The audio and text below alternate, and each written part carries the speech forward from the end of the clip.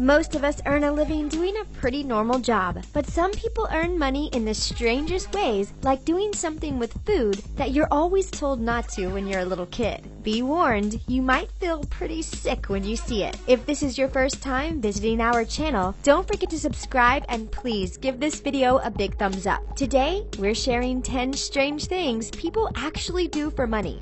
Line sitting.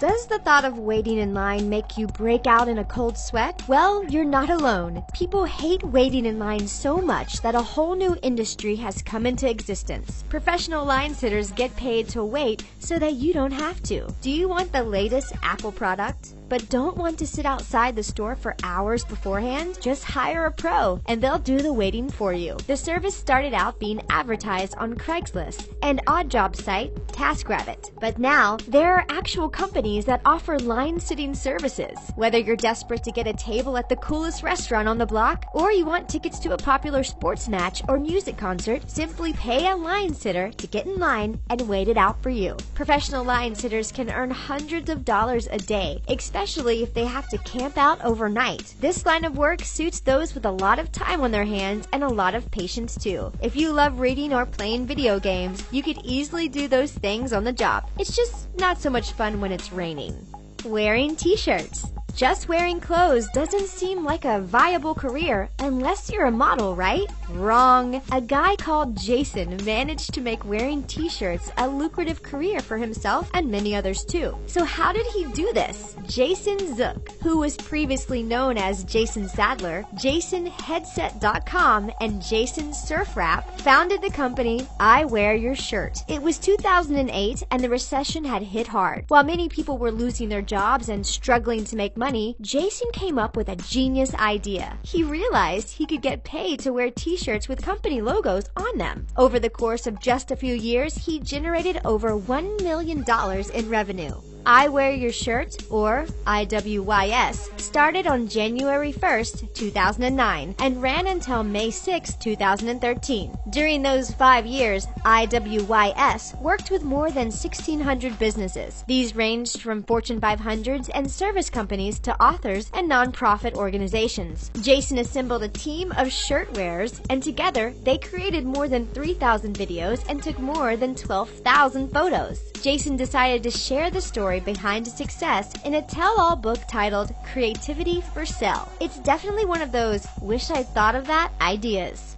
Renting friendship. Most of us have plenty of friends to hang out with, but it seems that a lot of people aren't that lucky. There's a whole industry that rents out friendships to those who struggle to find friends for free. Websites like rentafriend.com enable people to place their profile online for free and advertise their friendship. Then, people who are looking for someone to attend an event with them, or teach them a new skill, or simply spend time with them, can browse the profiles and find their perfect friend match. They contact the person they like to make friends with and negotiate the time, activity, and price. Professional friends can make a nice amount of money. For example, you can make $300 to $500 per week if you just rent out your friendship on the weekends. Or you can make more than $2,000 a week if you do it full time. It's not a dating site, and as it is just about platonic friendship, there's no physical contact allowed. But still, does it all sound kind of creepy to you?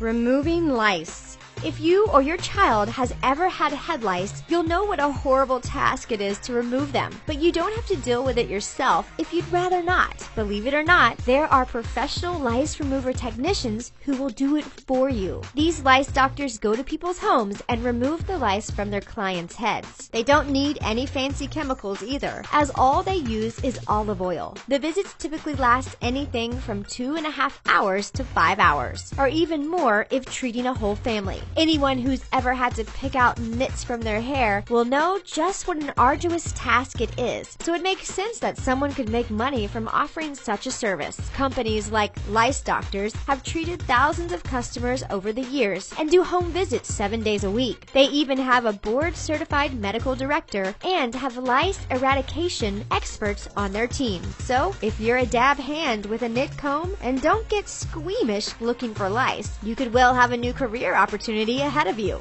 Virtual gold farming.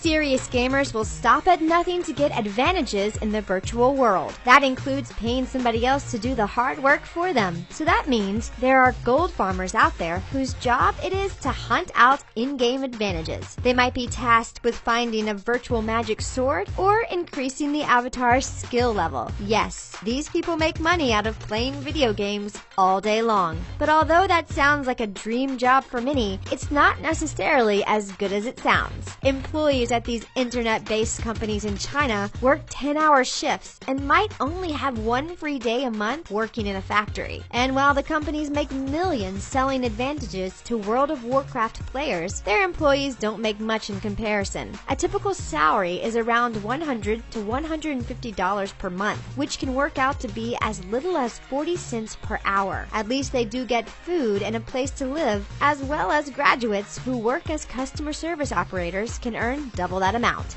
Pretending to be ill. Many of us dread visiting the doctor, but for some people, it's their vocation. Seriously, you can get paid for going to the doctor, and you don't even have to be ill because you're actually just faking it. Standardized patients are used to train medical students. They can typically earn $15 to $20 an hour acting the part of the patient. These pretend patients take on a persona that tests medical students and helps them prepare for dealing with real patients. It makes sense that you'd need a certain level of acting ability to perform this role, and just like actors preparing for a part, standardized patients have to prep for their roles weeks in advance. Their preparation involves memorizing a case history of family details and lifestyle habits. There's also a certain tone they have to present, like being shy or nervous. Everything is written out for the fake patient, but they can also add their own twist and make the part their own. Once the appointment is over, the patient has to evaluate the medical student and provide feedback. They receive a lot of training on how to deliver it, and communication skills are just as important as acting ability.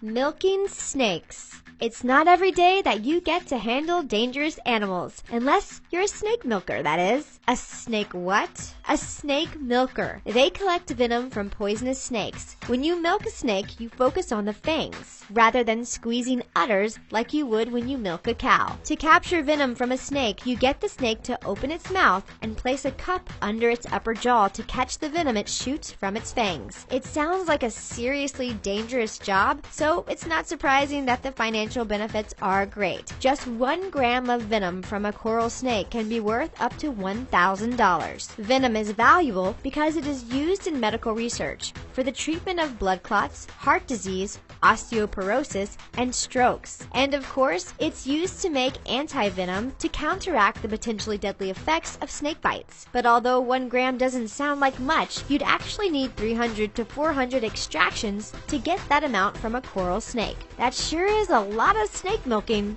Laughter. They say that laughter is the best medicine, and laughter therapists have taken this saying literally. Laughing has many therapeutic and physical benefits, like releasing endorphins to help lower stress and giving your muscles a full-scale workout. It can also improve cardiovascular functions and boost oxygen levels in the blood. Since the body can't tell if you're really laughing or just faking it, it doesn't matter whether you're actually letting out a real giggle or just pretending. A laughter therapist earns money by helping their clients to laugh more easily. Comedians have been doing this for years, but laughter therapy is actually a thing. This might all sound like nonsense, but there has been academic research into laughter therapy at Loma University Medical Center in California since the late 1970s. Researchers at the University of Michigan found that 20 seconds of laughter could be as beneficial for the lungs as 3 minutes on a rowing machine. Sounds like the sort of exercise we could get on board with. Dr. Madan Kataria developed laughter yoga in Mumbai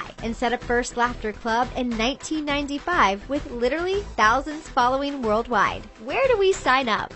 Getting married. People have been doing it for centuries, but it is still one of the strangest ways to make money. What are we talking about? Getting married. Many women are accused of marrying rich men just for money. Beautiful models like Elisabetta Gregoracci make it onto those odd couple lists when they wed much older and less attractive but wealthy men like Flavio Briatore. But while many may view that as strange, it's not as shocking as other marriages that are motivated by financial reasons. One of of the most disturbing aspects of this is when child brides are married off to much older men. Charity Kaffa did a wedding stunt in Lebanon where a 12-year-old girl was dressed in a bridal gown, having her photo taken with a gray-haired man posing as the groom. They did it to highlight the child bride issue in the country, where girls as young as 9 have married after tribunals have granted special permission. Girls as young as 14 can marry without parental consent. Young Syrian refugees' families